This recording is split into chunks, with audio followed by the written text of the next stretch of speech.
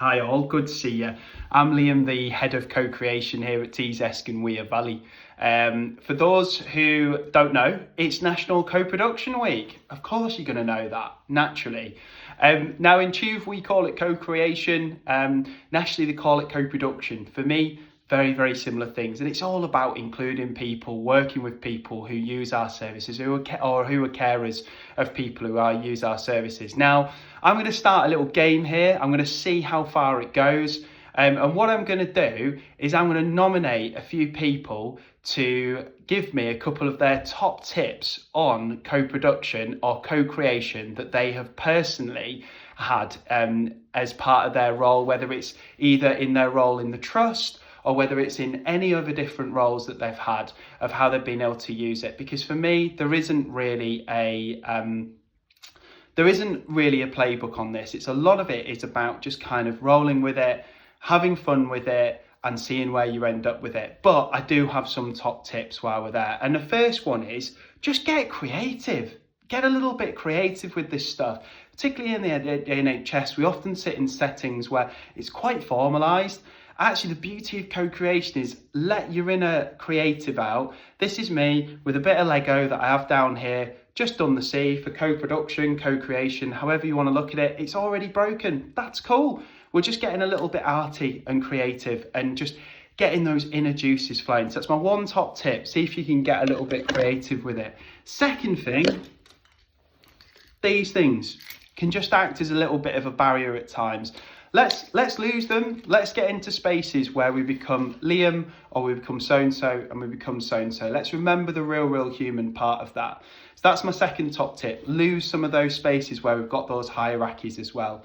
Third thing, if you feel comfortable with it, we all wear lots of different hats. Bring it in. If you're in these spaces with people, start with an icebreaker. Show a little bit of humanity as well. Feel free to sort of have those human spaces where we have those human connection. You're going to get far more out of people. Fourth thing, think about who's around you, who can help you. And actually, it might be the most random people that are out there. A big part of co-production for me is about including the wider community. Actually, people with all different ideas, all different skills, can help you with projects. The amount of times that I've sat there going, oh my goodness, I've no idea what I'm doing here. And actually I've reached out to somebody who's used the service, or I've reached out to another professional or a carer or somebody who wears all of those multiple hats, who've then said, do you know what, Liam, you haven't maybe thought about it from this perspective. I've got a bit of that skill, I can help you with it. And I'm like, oh, thank goodness.